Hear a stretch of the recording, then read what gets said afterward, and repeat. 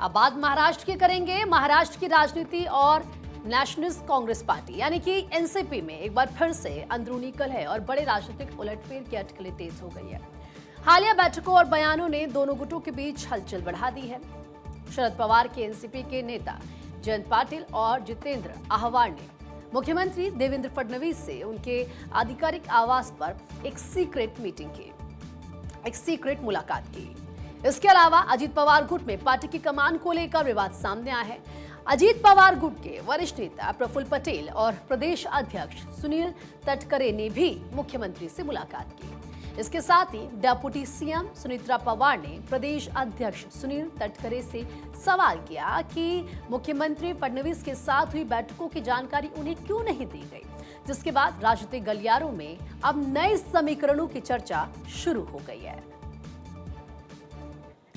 प्रफुल्ल पटेल और सुनील तटकरे मुख्यमंत्री के आधिकारिक आवास वर्षा गए, जब एनसीपी एसपी के पूर्व राज्य अध्यक्ष जयंत पाटिल भी देवेंद्र फडणवीस से मिले थे।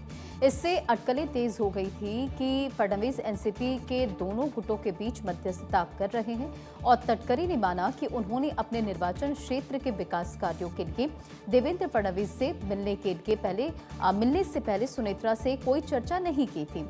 उन्होंने कहा कि वर्षा में पटेल की मौजूदगी महज एक संयोग थी। सुनेत्रा ने तटकरे से स्पष्टीकरण मांगा था कि उन्हें सूचित क्यों नहीं किया गया। तटकरे ने कहा कि मुख्यमंत्री के साथ हर बैठक किसी राजनीतिक मुद्दे पर नहीं होती। अगर किसी राजनीतिक मुद्दे पर चर्चा करनी होती तो हम अपनी पार्टी की कोर कमेटी में उस पर चर्चा करते हैं और सुनेत्रा वाहिनी को इसकी जानकारी दी जाती है। इस बार मैं अपने निर्वाचन क्षेत्र के काम के सिलसिले में गया था। और सत्यप्रकाश सोनी इस बीच हमारे सहयोगी हमारे साथ कनेक्ट हो चुके हैं। सत्यप्रकाश, ये जो मुख्यमंत्री के ऑफिशियल आवास पर मुलाकात हुई है एनसीपी दोनों की, अगर हम बात करें, जो लीडर्स यहाँ पर मिले हैं, अब इसको लेकर एक अलग ही खिचड़ी पक रही है। क्या कुछ चल रहा है? बिल्कुल, देखिए, महाराष्ट्र की राजनीतिक गलियारों में हलचल तेज हो गई है क्योंकि आज तीसरी बार एकनाथ शिंदे दिल्ली दौरा पे है और वह गृहमंत्री अमित शाह से मुलाकात करेंगे और महाराष्ट्र के नंदनवन में जो बैठक हुई है उस बैठक को लेकर चर्चा की जा सकती है।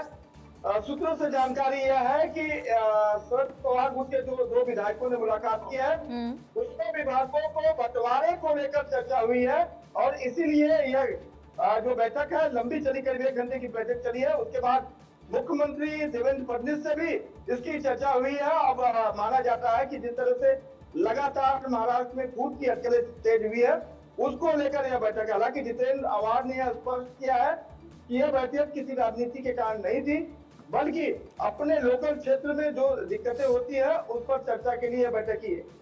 लेकिन सुनीत्रा पवार ने इसको लेकर नाराजगी भी जाहिर की, सत्यप्रकाश, की अगर ये बैठक हुई इसके बारे में उनको जानकारी क्यों नहीं दी गई कि वहां पर क्या बातचीत हुई, तो सवाल तो इसको लेकर खड़े होंगे ना कि क्या वाकई जैसा सब कुछ दिख रहा है वैसा ही है या अंदर खाने कुछ और होने वाला है? बिल्कुल, देखिए, पार्टी का प्रोटोकॉल होता है जब भी किसी समस्या को लेकर या अपने विधानसभा संसदीय क्षेत्र की समस्या को लेकर मुख्यमंत्री या डिप्टी सीएम से मिलना होता है तो प्रोटोकॉल के तहत वो सूचना दी जाती है, बकायदा उसका नोटिस तैयार किया जाता है। जब 1-to-1 नोटिस हो जाती है उसके बाद जो है सरकार को मिलने के लिए प्रतिनिधि तैयार किए जाते हैं, प्रतिनिधि जाकर बातचीत करते हैं। लेकिन ये जो मुलाकात हुई है अकेले मुलाकात हुई है। पहले नंदनवन में एकनाथ शिंदे जी से करीब 1 घंटे की मुलाकात बैठक हुई, उसके बाद मुख्यमंत्री देवेंद्र फडणवीस से मुलाकात हुई है। तो ये स्पष्ट हो जाता है कि महाराष्ट्र की राजनीति में कोई नया फेरबदल होने की तैयारी चल रही है और लगातार जो विधायक और सांसद संपर्क की बात कही जा रही थी उसमें अब विधायकों के संपर्क में आने की बात जो है सूत्र मानते हैं। सूत्र ये भी बताते हैं कि आने वाले समय में बहुत जल्द शरद पवार गुट में बड़ा फेरबदल होने जा रहा है और कुछ विधायक जो है एकनाथ शिंदे के संपर्क में है। यही वजह है कि एकनाथ शिंदे जी आज फिर दिल्ली जाकर गृहमंत्री अमित शाह से मुलाकात करेंगे और इस बैठक के मायने को समझाएंगे कि क्या क्या बैठक हुई है, किन किन बातों पर चर्चा हुई है।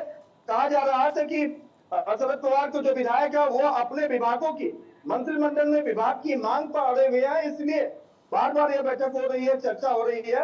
हालांकि शरद पवार जी ने जब एकनाथ शिंदे से मुलाकात की थी तब यह चर्चा हुई थी कि अचानक शरद पवार जी चूंकि चल नहीं सकते तो बगल वाले कमरे में, जो भी कमरा जल्दी मिला मंत्रालय में, वहां पर ले जाएगा। लेकिन बात ऐसी नहीं थी, बाकायदा जो है उनको सम्मानित किया गया, उसके बाद चर्चा हुई, ठीक है। उसके बाद शरद पवार जी निकले। तो ये माना जा सकता है कि आने वाले समय में महाराष्ट्र की राजनीति में कोई नया चेहरा हो सकता है। बिल्कुल, और यही वजह है कि राजनीतिक सरगर्मी इस वक्त महाराष्ट्र में तेज है। बहुत बहुत शुक्रिया इन तमाम जानकारियों के लिए सत्य प्रकाश।